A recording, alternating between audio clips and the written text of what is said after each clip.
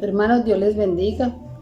Reciban un cordial saludo de parte de la iglesia y de esta servidora.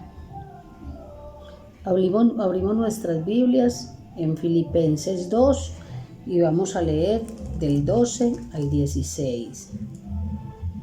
Filipenses 2, leemos desde el versículo 12 al 16. Por tanto, amados míos, como siempre habéis obedecido, no como en mi presencia solamente, sino mucho más ahora en mi ausencia, ocupaos en vuestra salvación con temor y temblor, porque Dios es el que en vosotros produce así el querer como el hacer por su buena voluntad. Haced todo sin murmuración y contienda, para que seáis irreprensibles y sencillos, hijos de Dios sin mancha, en medio de una generación maligna y perversa, en medio de la cual resplandecéis como luminares en el mundo, asidos de la palabra de vida, para que en el día de Cristo yo pueda gloriarme de que no he corrido en vano, ni en vano he trabajado. Hermanos, vamos a orar, no sin antes pedirle al Señor que perdone todos nuestros pecados que hemos cometido hasta hoy, nuestras iniquidades, las cosas que hacemos que le desagradan. Pongámonos a cuentas con Él para que esta alabanza suba como olor fragante, para que las peticiones sean escuchadas, para que aprendamos de la palabra con reverencia. Gracias, Padre, gracias por permitirnos, Señor, recibir las enseñanzas. Te damos gracias, Señor. Ayúdanos, Señor, a obedecer esta palabra. Ayúdanos a vivir conforme a tu santísima voluntad. Ayúdanos, Padre Santo, a glorificar tu santo nombre con nuestras acciones, Señor, sin murmuración y sin contienda, como dice la palabra, sino con una mente renovada, Señor, por tu Santo Espíritu y por tu palabra. Gracias, Santo Padre. Te damos muchas gracias por lo que permites, Señor, en nuestras vidas, porque permites que aún en estas novedades que hay podamos seguir congregándonos, Señor, y escuchando tu palabra y las enseñanzas. Gracias, Santo Rey. Te entregamos la vida de los muchachos de la alabanza, te entregamos la vida de los pastores Fabio Acevedo y César Moreno. Te entregamos la vida del pastor que va a predicar esta noche. Gracias, Santo Rey. Oramos en el nombre de tu Hijo Jesús. Amén y amén.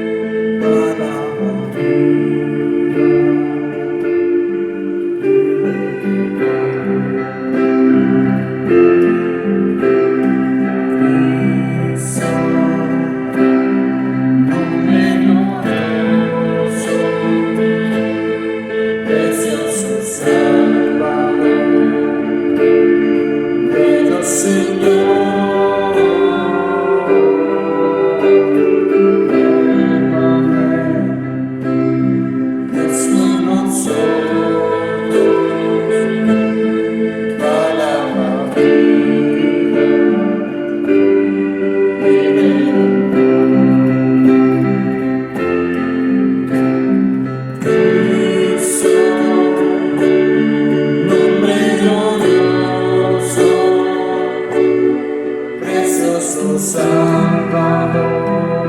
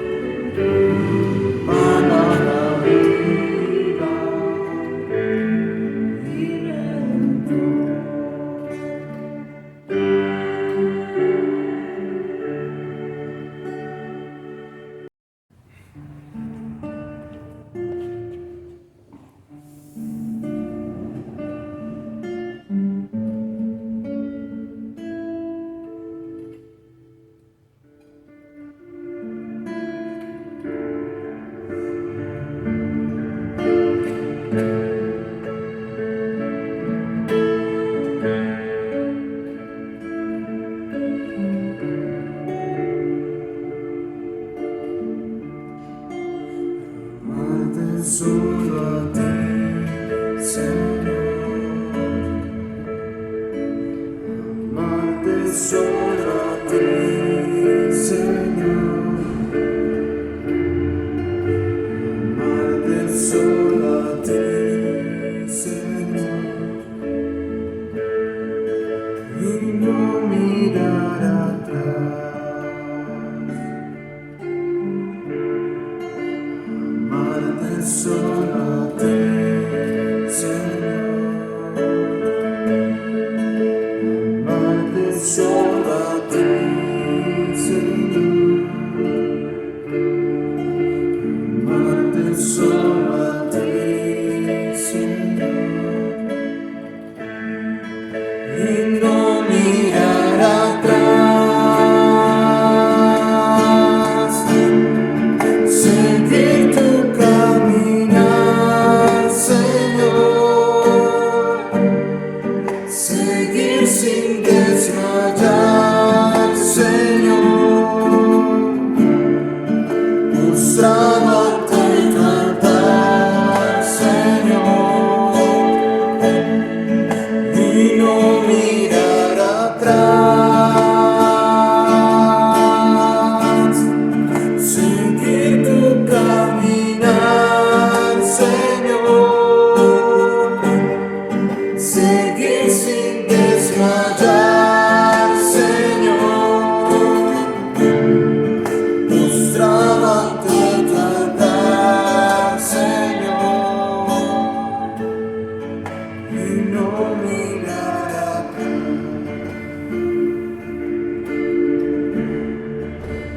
Amarte solo a ti, Señor. Amarte solo a ti, Señor.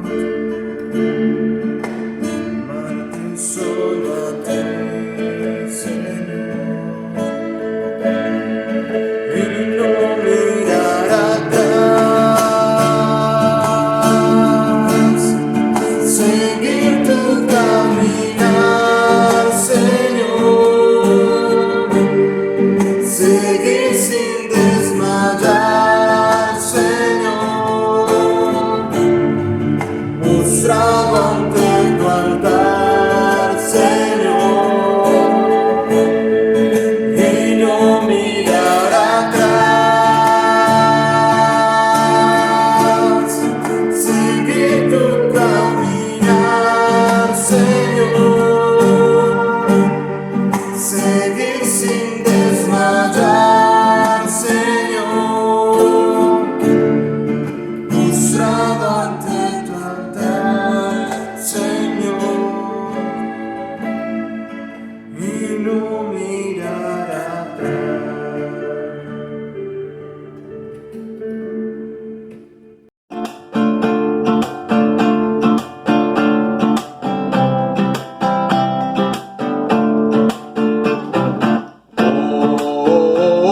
Hosanna, Hosanna al Hijo de David.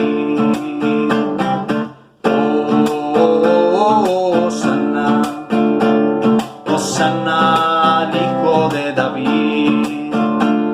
Bendito el que viene en nombre del Señor. Con todas las fuerzas lo diga nuestra voz y en las alturas.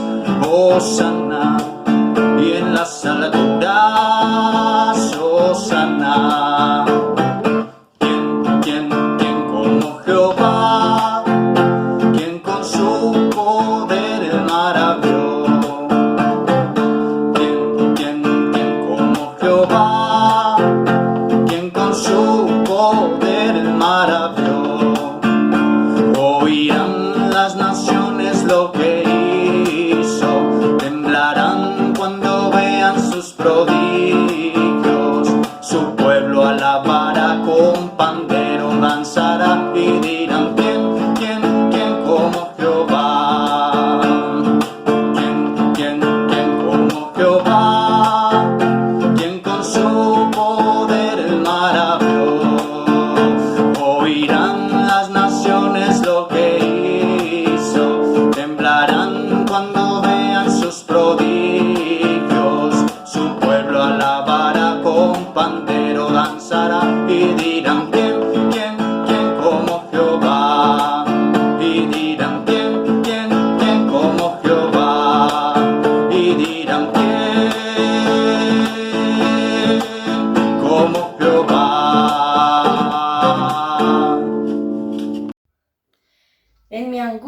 invoqué a Jehová y clamé a mi Dios.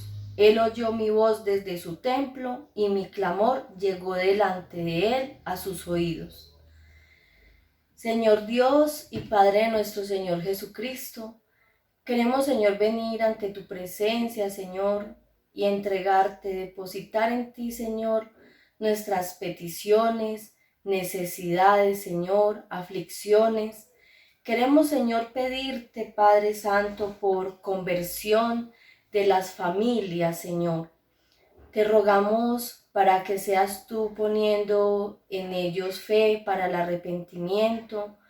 A todas las personas, Señor, familiares, vecinos, amigos, compañeros de trabajo, Señor, todas las personas alrededor nuestro, Señor, que aún no vienen a tus pies, Señor.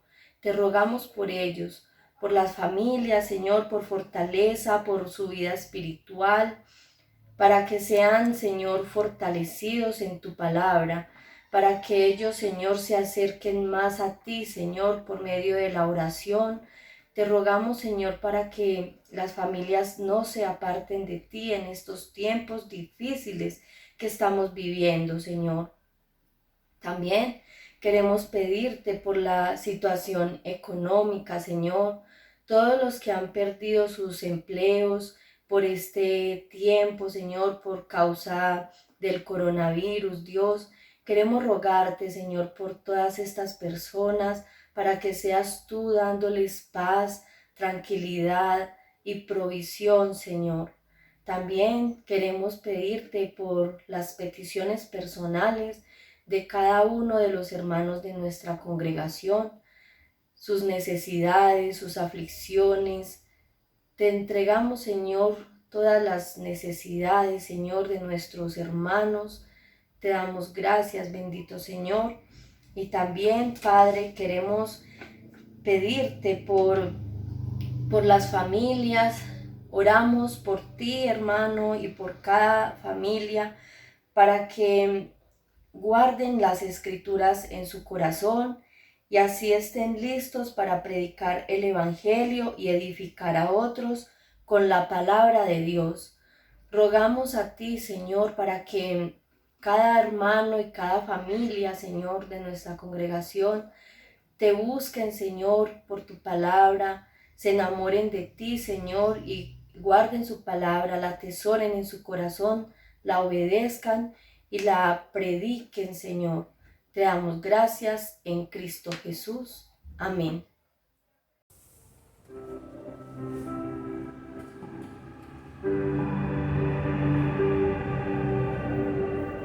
Lloras las veces que intentaste y tratas de olvidar las lágrimas que lloraste.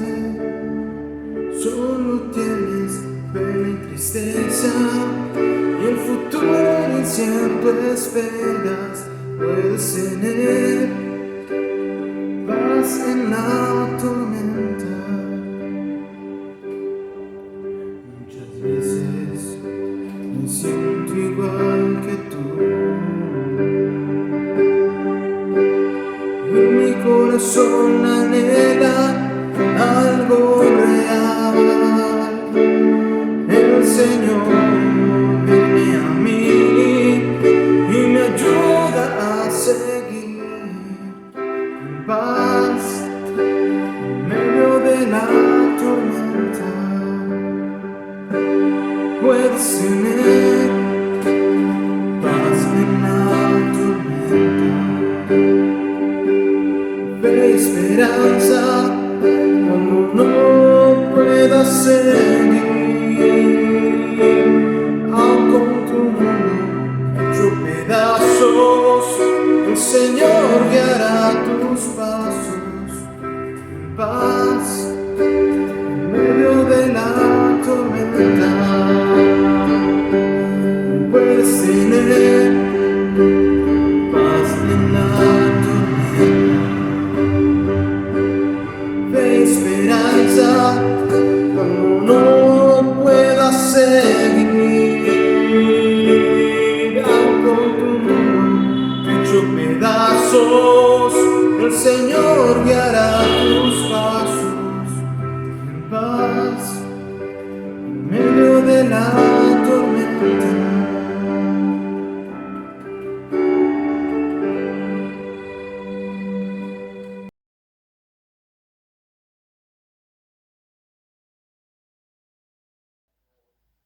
Anuncios, Iglesia Cristiana de Villahermosa.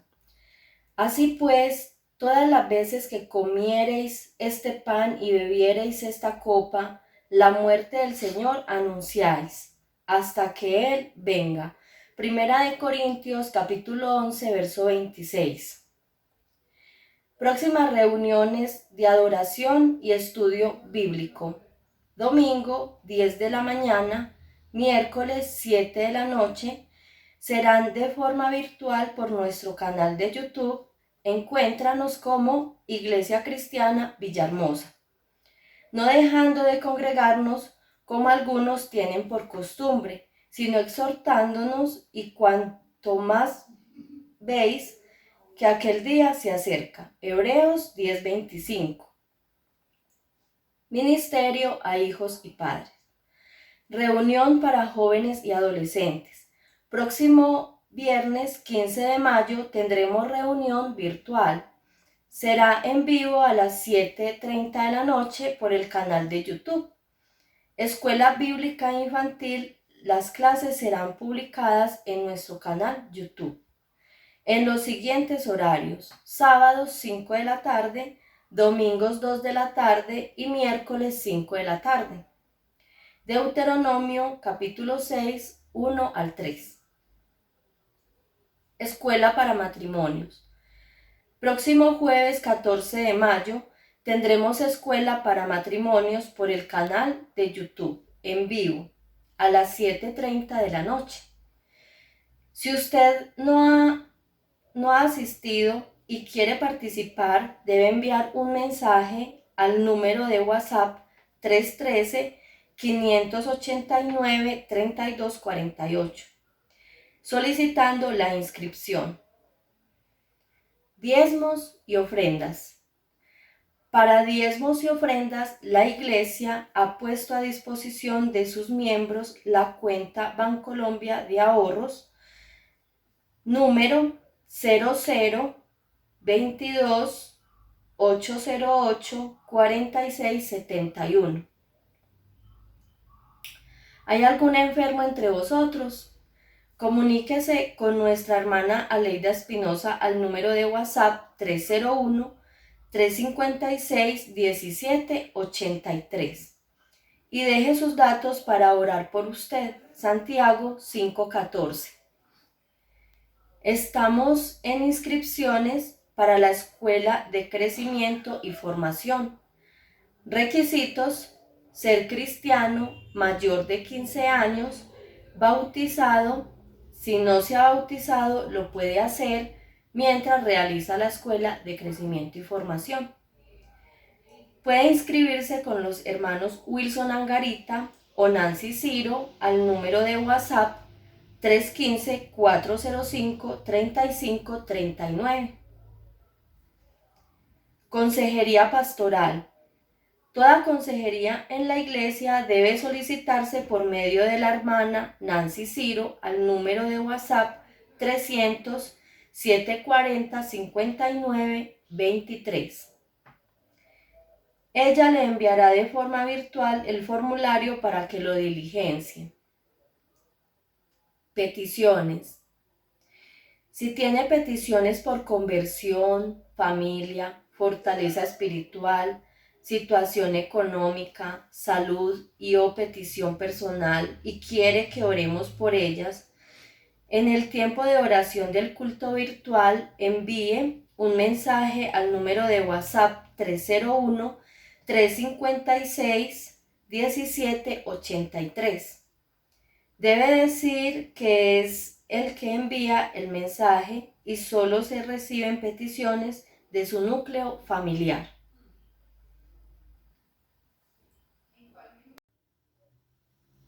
Primera de Corintios capítulo 11, versículo 23 al 34. Primera de Corintios capítulo 11, versículo 23 al 34. Porque yo recibí del Señor lo que también os he enseñado, que el Señor Jesús, la noche que fue entregado, tomó pan, y habiendo dado gracias, lo partió y dijo: tomad, comed, Esto es mi cuerpo que por vosotros es partido. Haced esto en memoria de mí. Asimismo tomó también la copa después de haber cenado, diciendo: esta copa es el nuevo pacto en mi sangre. Haced esto todas las veces que la bebiereis en memoria de mí. Así pues, todas las veces que comiereis este pan y bebiereis esta copa, la muerte del Señor anunciáis hasta que Él venga. De manera que cualquiera que comiere este pan o bebiere esta copa del Señor indignamente, será culpado del cuerpo y de la sangre del Señor. Por tanto, pruébese cada uno a sí mismo y coma así del pan y beba de la copa. Porque el que come y bebe indignamente, sin discernir el cuerpo del Señor, juicio come y bebe para sí. Por lo cual hay muchos enfermos y debilitados entre vosotros, y muchos duermen. Si, pues, nos examinamos a nosotros mismos, no seríamos juzgados, mas siendo juzgados somos castigados por el Señor, para que no seamos condenados con el mundo. Así que, hermanos míos, cuando os reunís a comer, esperamos unos a otros. Si alguno tuviere hambre, coma en su casa, para que no os reunáis para juicio. Las demás cosas las pondré en orden cuando yo fuere. Amén. Dispongámonos, hermanos, en oración por la predicación y el predicador de la palabra esta noche. Señor Dios y Padre Celestial, Padre de nuestro Señor Jesucristo, queremos, Señor, pedirte por la predicación de la palabra, por el mensaje, Señor, que traes a nuestra vida, por el predicador que has elegido, Señor, para traernos tu palabra. Ayúdanos, Señor, a entender, Señor, a saber que es tu palabra santa, no palabra de hombres, y a recibir con humildad y con amor tu palabra y atesorarla, guardarla en nuestro corazón y ponerla por obra, Señor, obedecerla. Te damos gracias en el nombre de Cristo Jesús. También te pedimos, Señor, que guíes, dirijas y llenes de sabiduría al predicador que va a traernos tu palabra, Señor. Te damos gracias en Cristo Jesús. Amén.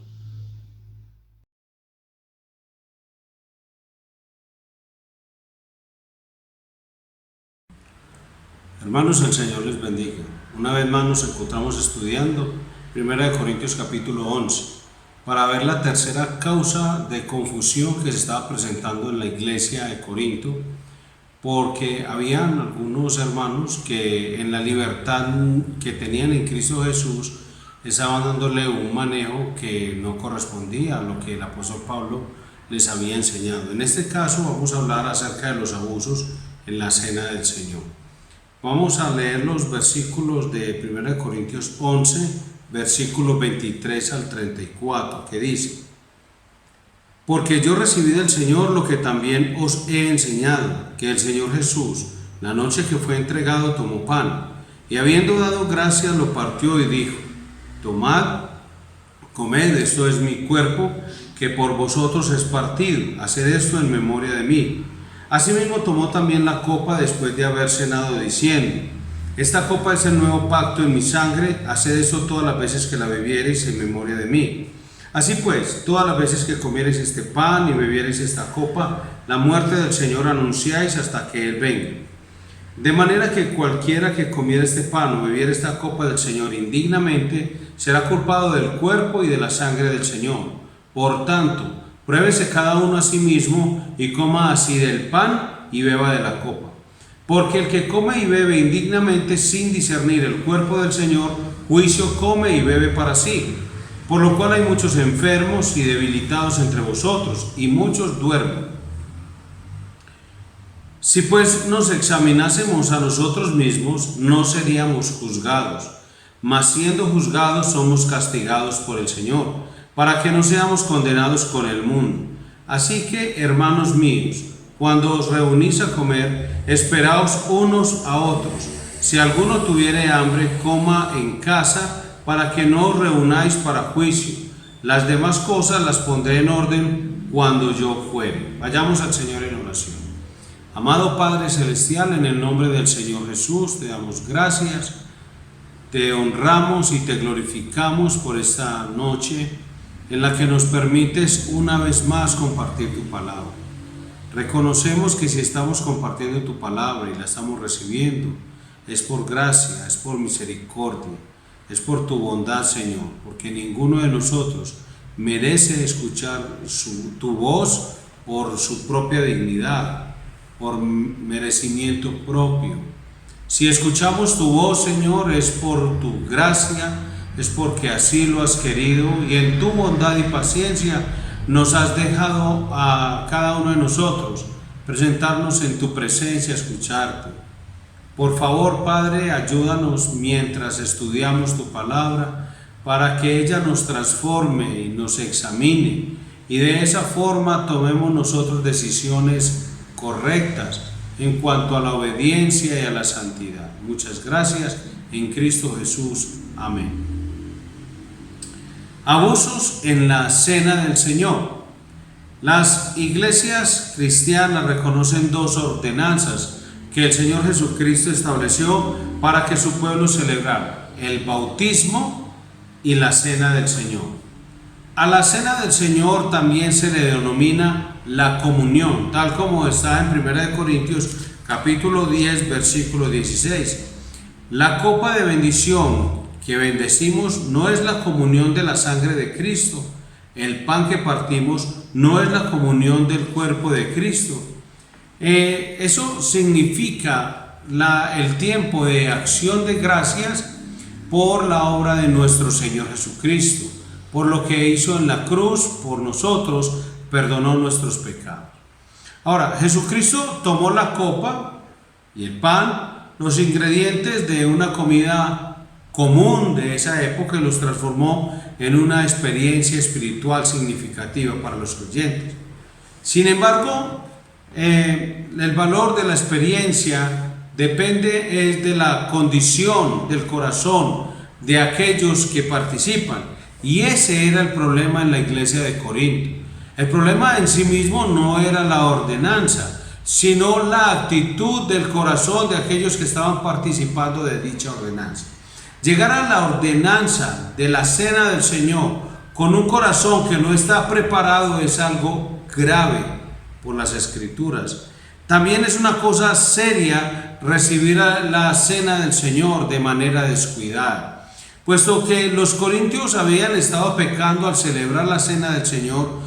Dios los había disciplinado, dice el texto, por lo cual hay muchos enfermos y debilitados entre vosotros, y muchos duermen, o lo que significa han muerto. Eso está en el versículo 30 que acabamos de leer. La cena del Señor entonces nos da una oportunidad de ser bendecidos, de crecer espiritualmente, si nos acercamos con la actitud correcta. ¿Qué debemos hacer entonces para que la cena traiga bendición en vez de castigo? Esa es la pregunta que deberemos responder en esta hora. ¿Qué debemos hacer para que la cena del Señor, en lugar de traer castigo, traiga bendición a nuestras vidas? Lo primero es que debemos mirar hacia atrás, versículos 23 al 26 en la parte A. Porque yo recibí del Señor lo que también os he enseñado, que el Señor Jesús, la noche que fue entregado, tomó pan, y habiendo dado gracias lo partió y dijo: tomad, comed, esto es mi cuerpo que por vosotros es partido, haced esto en memoria de mí. Asimismo tomó también la copa después de haber cenado, diciendo: esta copa es el nuevo pacto en mi sangre, haced esto todas las veces que la bebiereis en memoria de mí. Así pues, todas las veces que comiereis este pan y bebiereis esta copa, la muerte del Señor anunciáis hasta que Él venga. El pan partido entonces nos recuerda la obra de nuestro Señor Jesucristo, su cuerpo entregado por nosotros, y la copa nos recuerda su sangre derramada. Es notable recordar y mirar que Jesús ha querido o quiso que sus seguidores recordaran su muerte. Es algo bastante interesante en el texto. La mayoría de nosotros tratamos de olvidar cómo murieron aquellos que amábamos, pero Jesús quiere que recordemos cómo murió Él. Entonces la pregunta es, ¿por qué? Porque todo lo que tenemos como creyentes se centra en su muerte. Debemos recordar que Él murió porque eso es parte del mensaje del Evangelio. En 1 Corintios capítulo 15, versículos 3 y 4 dice: Cristo murió y fue sepultado. No es la vida de nuestro Señor ni sus enseñanzas lo que salvará a los pecadores, sino su muerte y su resurrección. Por lo tanto, también debemos recordar por qué murió. Y la Biblia dice en Isaías 53:6 que Cristo murió por nuestros pecados. Él fue nuestro sustituto. Dice: todos nosotros nos descarriamos como ovejas, cada cual se apartó por su camino, mas Jehová cargó en él el pecado de todos nosotros. Primera de Pedro capítulo 2 versículo 24 dice: quien llevó él mismo nuestros pecados en su cuerpo sobre el madero, para que nosotros, estando muertos a los pecados, vivamos a la justicia, y por cuya herida fuisteis sanados. Entonces recuerde que las cosas que debemos hacer para tomar la cena de la forma correcta es primero mirar atrás. Y en este caso nos está diciendo, miremos hacia dónde, hacia la obra de nuestro Señor Jesucristo, su muerte, sepultura y resurrección. Él murió y fue sepultado pagando la deuda que nosotros no podíamos pagar. También deberíamos recordar cómo murió. Eso es lo que dice el Señor Jesús. Dice: hagan memoria de mí. Murió de forma voluntaria, con mansedumbre. Y la Biblia dice que lo hizo exhibiendo su amor para con nosotros. Romanos 5:8 dice: mas Dios muestra su amor para con nosotros, en que siendo aún pecadores, Cristo murió por nosotros. Entregó su cuerpo en manos de hombres malvados y llevó su cuerpo los pecados del mundo. Eso fue lo que hizo nuestro Señor Jesucristo. Sin embargo, este recordatorio no es la simple conmemoración de hechos históricos, es una participación de realidades espirituales. En la cena del Señor no damos la vuelta alrededor de un monumento admirándolo. Tenemos comunión con un Salvador vivo al extender por fe nuestro corazón. Entonces lo primero es mirar hacia atrás. Lo segundo es que debemos mirar hacia adelante. Dice el texto: así pues, todas las veces que comiereis este pan y bebiereis esta copa, la muerte del Señor anunciáis hasta que Él venga. Entonces lo que está diciendo este texto de una forma muy específica es que celebraremos la cena del Señor hasta que Él venga.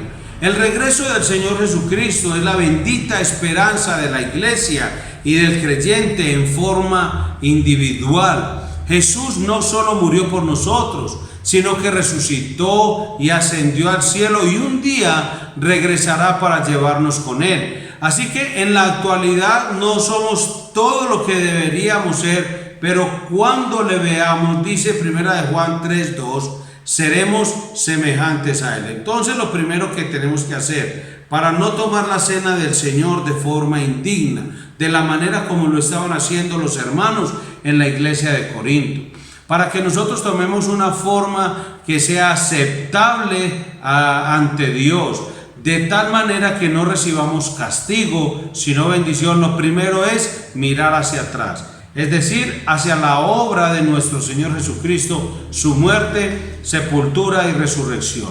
Y luego mirar hacia adelante, hacia la segunda venida de nuestro Señor Jesucristo, esperando su regreso. Esos tiempos que nos hablan de pandemias, de avispas, de abejas, de terremotos, de langostas, de huracanes, granizo gigantesco y todo lo demás, lo único que nos está diciendo a nosotros es que es algo que ya Romanos capítulo 8 había anunciado. Pero el creyente no tiene los ojos puestos en las señales, mirando las cosas que están ocurriendo alrededor, aunque eso no le pasa desapercibido. El creyente está mirando hacia el cielo, esperando el regreso de su Señor, del Salvador, nuestro Señor Jesucristo. Y lo tercero que debemos mirar es hacia adentro. Entonces ya miramos la obra de nuestro Señor Jesús, su muerte y resurrección. Miramos también lo que dice el texto, esperando y anhelando su venida. Y tercero, miramos hacia adentro. Los versículos 27, 28, 31 y 32 dice: de manera que cualquiera que comiera este pan y bebiera esta copa del Señor indignamente, será culpado del cuerpo y de la sangre del Señor. Por tanto, pruébese cada uno a sí mismo, y coma así del pan y beba de la copa. Versículo 31. Si pues nos examinásemos a nosotros mismos, no seríamos juzgados, mas siendo juzgados, somos castigados por el Señor, para que no seamos condenados con el mundo. El apóstol Pablo no está diciendo que teníamos que ser dignos para participar de la cena del Señor, sino solo que debíamos participar de manera digna, que es algo muy diferente. En una reunión de adoración en Escocia, el pastor observó que una mujer de la congregación no aceptó el pan y la copa que le dio el anciano, sino que se quedó sentada llorando. El pastor dejó la mesa, se dirigió al lado de ella y le dijo: tómalo, hermana, es para pecadores. Y verdaderamente lo es, mis queridos hermanos. Pero los pecadores salvados por la gracia de Dios no deben tratar la cena del Señor de manera pecaminosa. Si vamos a participar de la cena del Señor de forma digna, debemos examinar nuestro corazón, juzgar nuestros pecados y confesárselos al Señor. Hermanos, si no lo haces, estás participando de la mesa del Señor de forma indigna, y de acuerdo con las Escrituras serás castigado.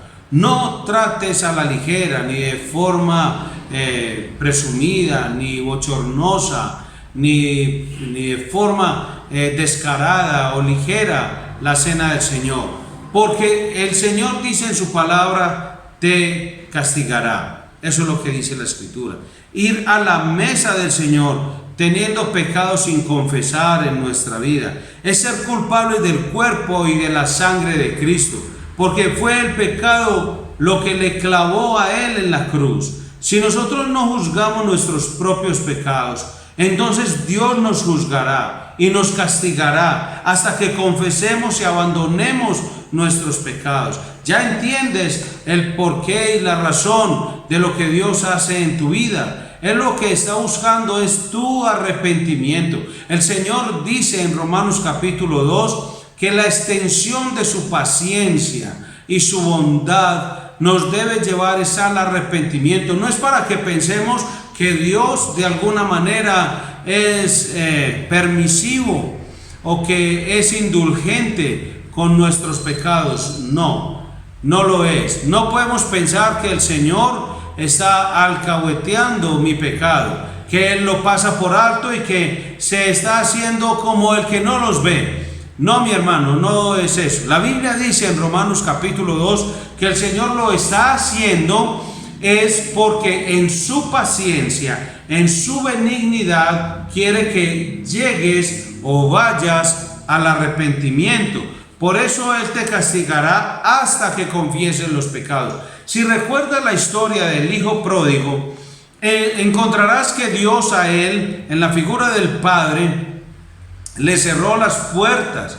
El padre le quitó todos los beneficios y el confort a su alrededor y lo fue cercando. Eso no pasó de forma espontánea, no ocurrió de la noche a la mañana. Eso pasó de forma paulatina, y así lo hace el Señor con nosotros. En algunas ocasiones su intervención en nuestras vidas es más fuerte que en otras. En algunos casos, como diríamos, su jalón de orejas se siente más que en otras circunstancias, pero siempre el Señor lo estará haciendo, porque lo que busca Dios de cada uno de nosotros es que nos arrepintamos y confesemos nuestros pecados, para que sigamos teniendo memoria de la obra de nuestro Señor Jesús, su muerte, sepultura y resurrección, y también para que sigamos anhelando su pronta venida. Los corintios no se ocupaban de examinarse a sí mismos, pero eran expertos en examinar a los demás. Eran como fariseos de la ciudad de Corinto. Cuando la iglesia se reúne, debemos tener cuidado de no convertirnos en detectives religiosos, hermano, que vigilan a los demás, pero que no reconocen sus propios pecados. Es como en el estadio de tenis, y no sé si se pronuncia de esta manera, en Wimbledon o Wimbledon, no sé cómo se pronunciará, eso no tiene relevancia en este momento.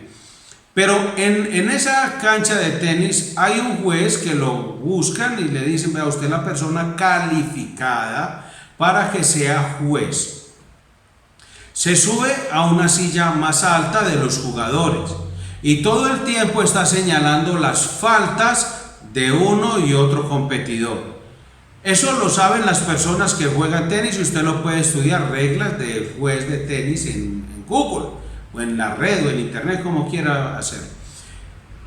Ese juez todo el tiempo está señalando las faltas de los jugadores. De la misma manera, hay personas en nuestras iglesias que cuando se reúnen se sientan en sillas superiores, como si alguien los hubiera puesto allí, pero ellos se han autonombrado jueces y se han ubicado allí por voluntad propia y por asignación propia. Nadie los puso ahí. Entonces estos jueces de nuestras iglesias son los detectives religiosos que vigilan a los demás, pero no reconocen sus propios pecados.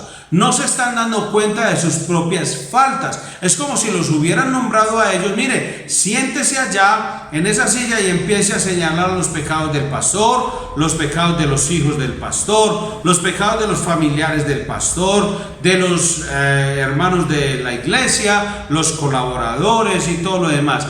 A nadie puso Dios en esa función. Dios a nadie le ha dicho: te encargas de esto. Lo que está diciendo la Escritura es que nos examinemos a nosotros mismos. Si comemos o bebemos indignamente, comemos y bebemos juicio, castigo para nosotros mismos, y esto no es algo que deba tomarse a la ligera. El castigo o la disciplina en este texto es la forma amorosa en que Dios trata a sus hijos para alentarlos para que maduren. Hermano, usted va a leer en su casa Hebreos en el capítulo 12, versículos 1 al 11, donde el Señor dice con mucho amor y mucho cariño a sus hijos que Él los disciplina no porque los aborrezca, ni mucho menos. Si nosotros, siendo malos, sabemos dar buenas cosas, buenas dádivas a nuestros hijos, cuánto más nuestro Padre Celestial. Mire lo que dice Hebreos capítulo 12. Por tanto, nosotros también, teniendo en derredor nuestro tan grande nube de testigos, despojémonos de todo peso y del pecado que nos asedia, y corramos con paciencia la carrera que tenemos por delante, puesto los ojos en Jesús, el autor y consumador de la fe, el cual, por el gozo puesto delante de él, sufrió la cruz, menospreciando el oprobio, y se sentó a la diestra del trono de Dios. Considerad aquel que sufrió tal contradicción de pecadores contra sí mismo, para que vuestro ánimo no se canse hasta desmayar. Porque aún no habéis resistido hasta la sangre, combatiendo contra el pecado. Y habéis ya olvidado la exhortación que como a hijos se os dirige, diciendo: Hijo mío, no menosprecies la disciplina del Señor, ni desmayes cuando eres reprendido por Él, porque el Señor al que ama disciplina y azota a todo aquel que recibe por hijo. Si soportáis la disciplina, Dios os trata como a hijos. Porque ¿qué hijo es aquel a quien el Padre no disciplina? Pero si se os deja sin disciplina, de la cual todos han sido participantes, entonces sois bastardos y no hijos. Por otra parte, tuvimos a nuestros padres terrenales que nos disciplinaban y los venerábamos.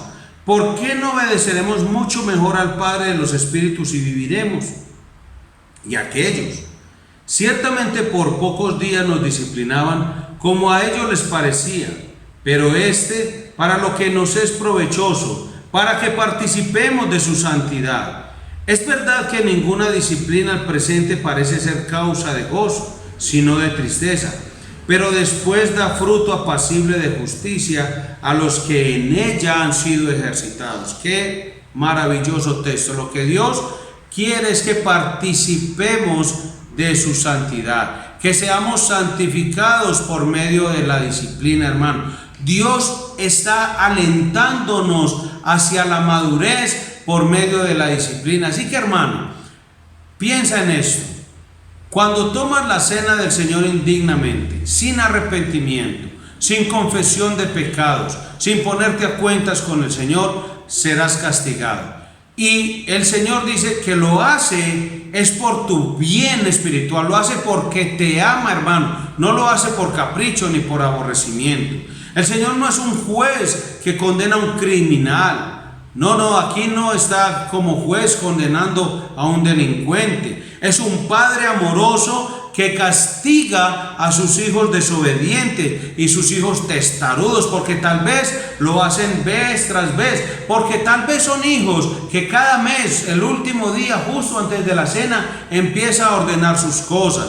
Pero una vez pasa el día de la cena, otra vez vuelve a su religiosidad, sin arrepentimiento, sin confesión de pecados, sin hablarle al prójimo, a su hermano, a su familiar, actuando de forma malvada, pensando solo en sí mismo, en avaricia, en codicia, en orgullo y en egoísmo, y toma la cena del Señor. Entonces Dios, si eres hijo, Él va a intervenir en tu vida y te va a castigar. Él va a traer juicio sobre tu vida. Ahora, por esa cabeza dura, por tu testarudez, el Señor intervendrá en tu vida si eres hijo. La cuestión es que algunas personas dicen, bueno, ¿y cuándo será eso? Mira, hermano, el Señor no pasa todas sus facturas en el mismo tiempo. Él no lo hace de la misma manera con todas las personas. Por eso podemos ver que hay seres humanos, algunos dentro de nuestras iglesias, asumimos que son creyentes y que siguen en su vida de maldad, con su vida impía delante del Señor. Y en esa vida malvada e impía, no les ocurre, para nosotros o a nuestros ojos, no ocurre nada, no vemos ninguna disciplina o castigo del Señor. Y entonces a veces pensamos, pero Dios, ¿cuándo irá a intervenir en la vida de esta persona? Pues bueno, eso no nos corresponde a nosotros. Cada quien, dice 1 Corintios, examínese cada uno. Y entonces no es mi tarea examinar a los demás como estaban acostumbrados los hermanos en Corintios, sino examinarme yo e ir a la cena en la forma en que Dios ha dispuesto, de manera digna, no porque yo sea digno.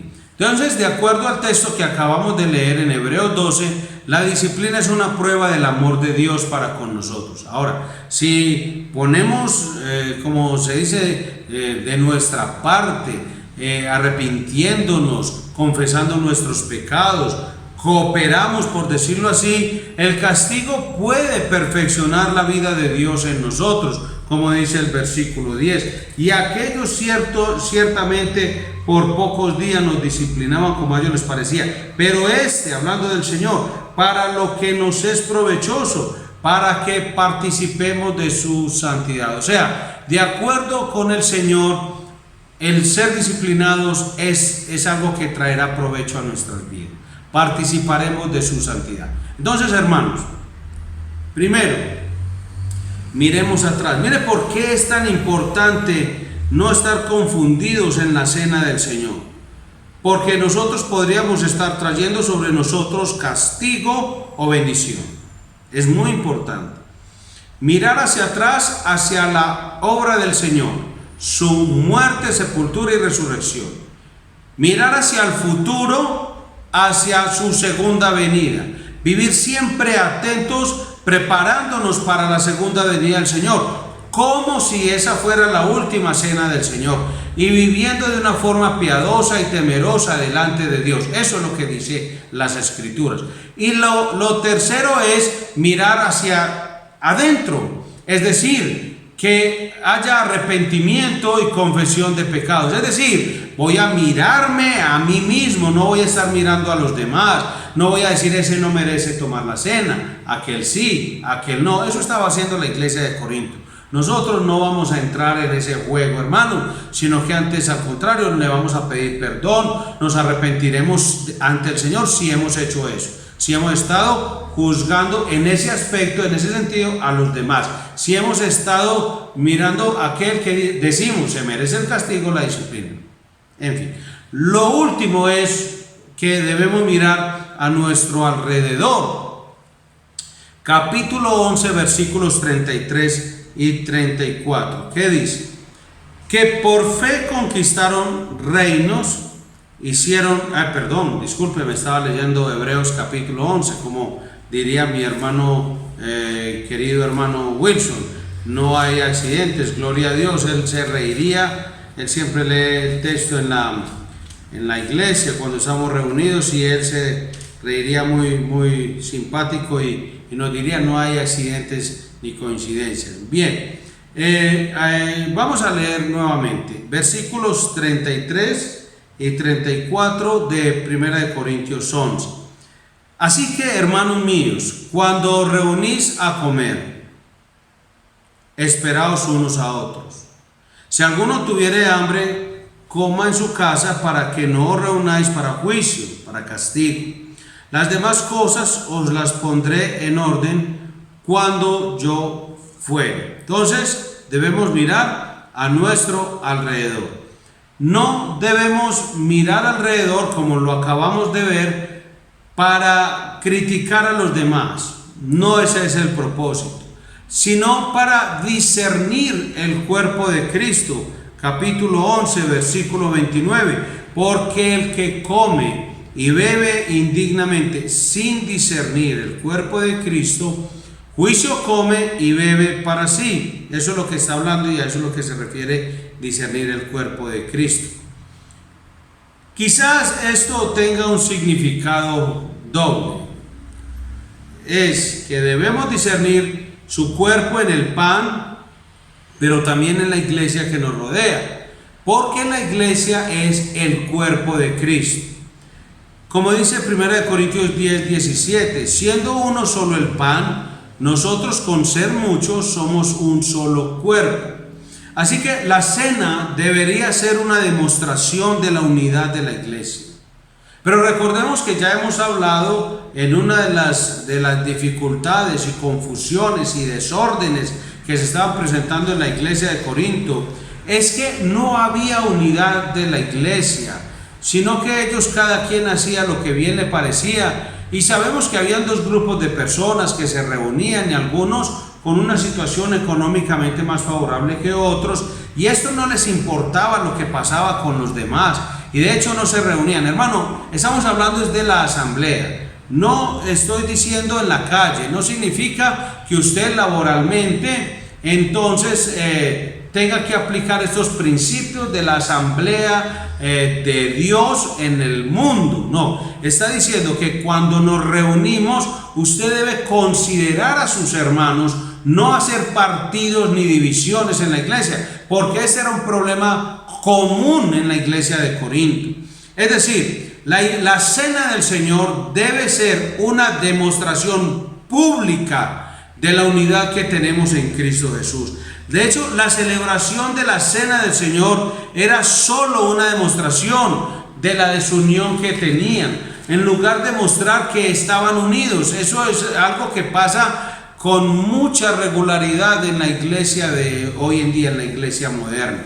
La cena del Señor, que debería decirle al mundo cuánto nos amamos, pareciera que el mundo estuviera leyendo claramente la hipocresía de la iglesia, que está celebrando juntos una misma ceremonia, pero divididos entre ellos, y pareciera que el mundo se da cuenta, porque nos vestimos muy elegantes el día de la cena del Señor, y la gente nos pregunta: ¿para dónde vas tan pispo, tan titino? Y entonces le decimos: no, hoy en mi iglesia estaremos conmemorando la cena del Señor. Y la gente dice: ah, qué bueno. Y una vez regresamos de la cena del Señor, nos sentamos con el mismo vecino y nos pregunta: ¿cómo te fue? Y es ahí donde empezamos a hablar y a murmurar de los hermanos: el que fue mal vestido, el que fue bien vestido, aquel que habla, aquel que se calla, el que se para, el que se sienta. Y empezamos a hablar de nuestros hermanos, y la gente que nos está escuchando tal vez no nos lo diga de frente, pero está leyendo y está interpretando y va a decir: qué curioso, se reúnen para amarse, pero pareciera que no se aman.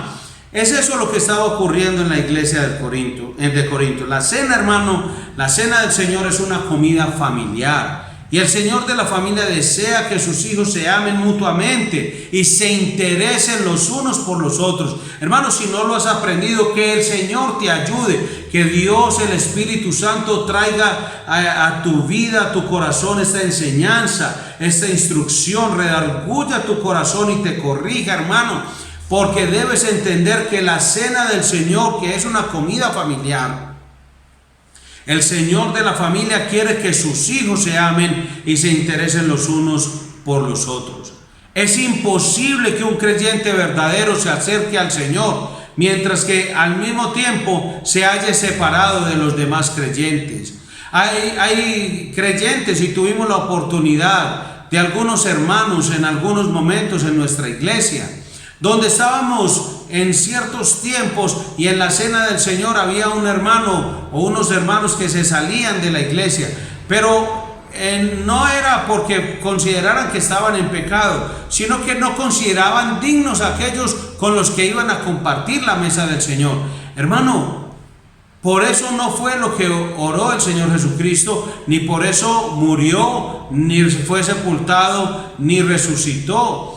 Él murió y resucitó precisamente para que en la iglesia existiera una unidad, porque el Padre de la familia de la fe quiere que sus hijos estén en unidad, hermano. Nosotros no podemos separarnos de los demás creyentes mientras estamos participando de la cena del Señor, diciendo: Señor, yo estoy cerca de ti, pero lejos de mis hermanos. Eso no tiene coherencia de acuerdo a las escrituras. Eso está mostrando es un fariseísmo y una hipocresía de parte tuya frente a la iglesia, hermano. Te estás poniendo en la silla elevada y estás diciendo: falta, falta, falta, y estás diciéndole a las personas que ellos están muy equivocados y que tú eres una persona supremamente digna para tomar la cena del Señor. Eso también es tomar la cena del Señor indignamente. ¿Cómo podemos recordar la muerte del Señor sin amarnos los unos a los otros?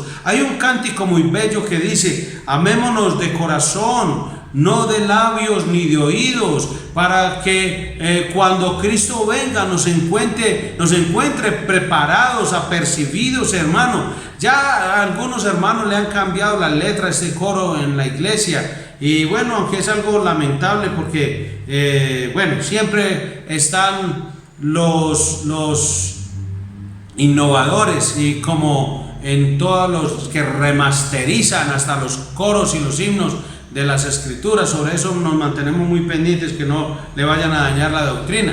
Pero ese coro precisamente está diciendo que nosotros muchas veces nos amamos es de palabras, de oídos, y la Biblia nos manda que nos amemos de la forma correcta. Dice 1 Corintios 4:11, amados, si Dios nos ha amado así, debemos también nosotros amarnos unos a otros. Es que si el Señor murió y nos amó de esa manera, el Señor dice: amémonos nosotros así, al punto de que sacrifiquemos, hermano, muchas cosas que puedan ser un obstáculo en mi relación con mi hermano.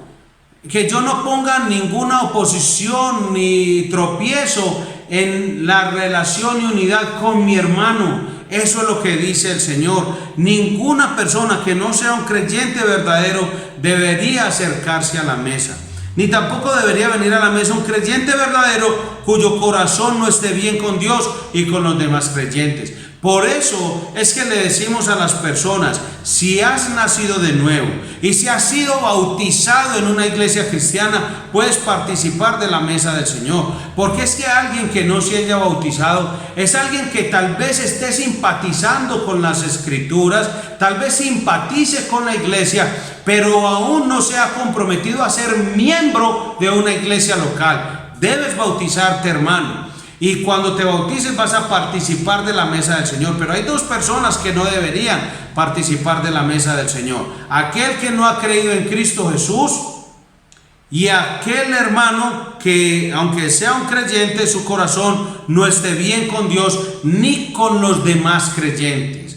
Esa persona no debería venir a la mesa. Esa es la razón por la cual muchas de las iglesias en el mundo entero tienen un periodo de preparación espiritual antes de celebrar la mesa del Señor. Hermano, no sea que algunos de los que participen la reciban y después traigan sobre ellos mismos el castigo del Señor. De ahí que cuando tenemos la cena, te invitamos a que te examines, que pases un tiempo meditando en la obra del Señor, en su muerte y sepultura y en su resurrección, porque no es de creyentes pasar a tomar la mesa del Señor sin hacer un arreglo con Él y con los hermanos con los que has perdido comunión. Recuerdo un miembro de la iglesia que se acercó y contó una derrota personal. No solo lo había herido a él espiritualmente, sino que había sido una experiencia escandalosa para otros y estaba a punto de ser notorio a los demás hermanos de la iglesia. ¿Y qué puedo hacer para arreglar esto?, preguntó. Obviamente él ya había, pues con la forma en que preguntó, es que ya había juzgado su pecado. Entonces ya se entiende que ese pecado había sido confesado. Lo había confesado. Entonces lo que se le orientó al hermano es que fuera aquellas personas que habían sido testigos de ese pecado que había cometido de manera pública y les pidiera perdón a ellos antes de celebrar la cena del Señor. Así, hermanos, es que se debe hacer con una persona. Así es que debes obrar, hermano. Si has cometido un pecado en el cual otros han sido testigos de ese pecado, has escandalizado a la iglesia, hermano, y debes pedir perdón públicamente. Recuerdo hace algunos años a una persona en la iglesia que había cometido un pecado de escándalo público. Lo hizo dentro de la iglesia y fue algo grave, y entonces se le dijo, debes pedirle perdón a las personas que ofendiste públicamente, y adicional a eso a las personas que estaban a tu alrededor que fueron testigos de tal ofensa. Y la persona, en lugar de arrepentirse de una manera sincera delante de Dios y juzgar su pecado para que Dios no trajera juicio sobre esta persona, tomó la decisión de apartarse de la congregación. Esta persona se fue con toda su familia. Hermano, ¿qué deberíamos hacer en ese caso? Admitir que hemos pecado, pedirle a los miembros de la iglesia que han sido testigos de ese pecado que nos perdonen, hermano. Y de esa forma vamos a ver cómo hay reconciliación con Dios, restauración de la comunión. Mire, para pedir perdón se necesita solo una persona, pero para que haya reconciliación se necesitan dos personas. Entonces, si mi pecado es solo contra Dios, pues obviamente yo debo reconciliarme con Él, pidiéndole perdón a Él, y establezco mi comunión nuevamente y restauro mi comunión con Él. De la misma manera, si mi pecado involucra en el ámbito horizontal a otras personas, entonces yo no solo le pido perdón a Dios, que eso es lo que hacen muchas personas. Yo ya le pedí perdón a Dios, pastor. Hermano, debes pedirle perdón al hermano que has ofendido. Debe ir a pedirle perdón para que haya una restauración de la comunión entre las dos personas. No, nunca he estado de acuerdo en que sin decir nada le llevas medio pollo y una gaseosa. Y entonces la persona cree que ya con eso, ya le di, me debe perdonar. No, la Biblia no dice eso. La Biblia dice, ve y arrepiéntete. Y al que le piden perdón dice, perdónale. Eso es el orden bíblico, hermano. Y eso es lo que debe hacerse antes de la cena del Señor. No puedes tomar la cena del Señor, hermano, de forma no digna o indignamente. No, Él no se basa en nuestra dignidad, sino en la del Señor. Y por eso, al considerar su muerte y sepultura y resurrección, su venida, nuestro propio pecado y lo que hemos hecho alrededor, esa es la manera en que podemos traer gloria a Dios en lugar de castigo sobre nuestras vidas y sobre la iglesia. No se supone que la cena del Señor sea un tiempo de una autopsia espiritual ni de dolor, aun cuando la confesión de pecado es importante, pero debe ser un momento de agradecimiento, de gozo en anticipación del instante en que veamos al Señor, hermano. Jesús dio gracias aunque estaba a punto de sufrir y de morir. Así que nosotros entonces en este momento demos gracias también por dejarnos a nosotros participar de la mesa del Señor. Hace 8 días se participó de la cena del Señor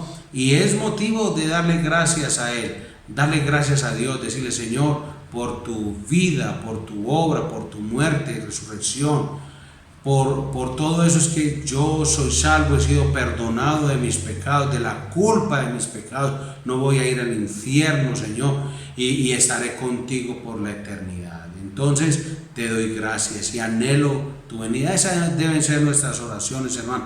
Esas son las oraciones que al Señor le agradan, oraciones que están alineadas con su palabra y con su voluntad. Vamos a orar al Señor, hermano, dándole gracias por su palabra y porque esto nos permita corregir esa confusión dentro de la iglesia, que el Señor no traiga castigo sobre nosotros como iglesia o como individuos por causa de no confesar nuestros pecados. Padre Celestial, en el nombre del Señor Jesucristo, te damos muchísimas gracias. Gracias porque nos has enseñado tu palabra, nos has enseñado a vivir de tal manera que traigamos gloria a tu nombre y no castigo sobre nuestras vidas.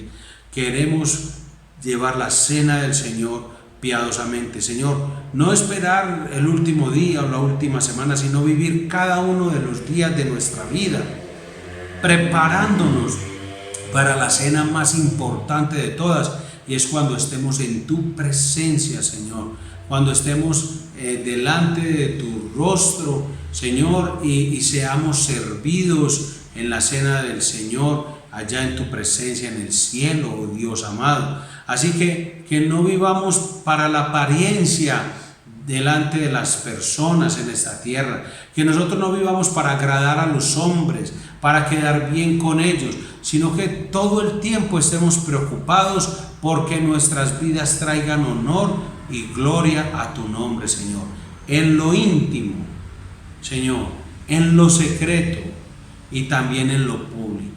Y Padre, ayúdanos a pedir perdón cuando nuestras ofensas hayan ido a otras personas. Si lo que hemos hecho ha sido de escándalo, ha sido algo por lo que la gente se burla de tu palabra, se burla de tu iglesia, se burla de ti, Señor. Si es algo de esta índole y magnitud, ayúdanos a arrepentirnos, a ver esto como tan grave que pidamos perdón. Primero en tu presencia y luego a la iglesia, Señor.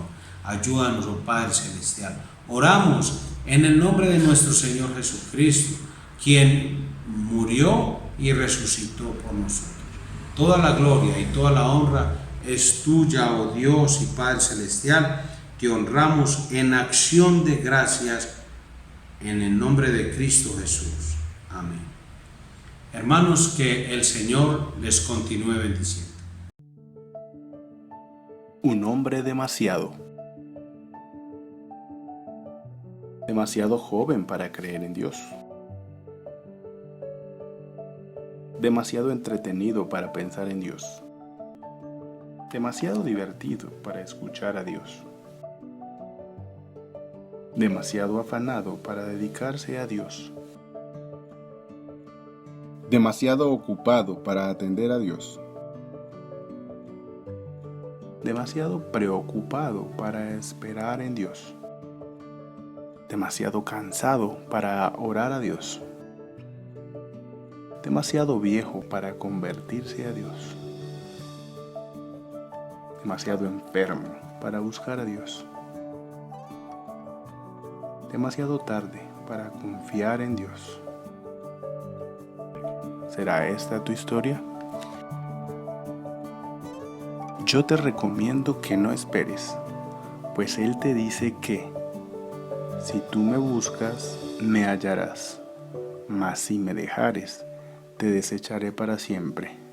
Primer libro de Crónicas, capítulo 28, versículo 9. Buscad a Jehová mientras pueda ser hallado. Llamadle en tanto está cercano. Deje el impío su camino y el hombre inicuo sus pensamientos, y vuélvase a Jehová, el cual tendrá de él misericordia, y al Dios nuestro, el cual será amplio en perdonar. Isaías 55, versículos 6 y 7.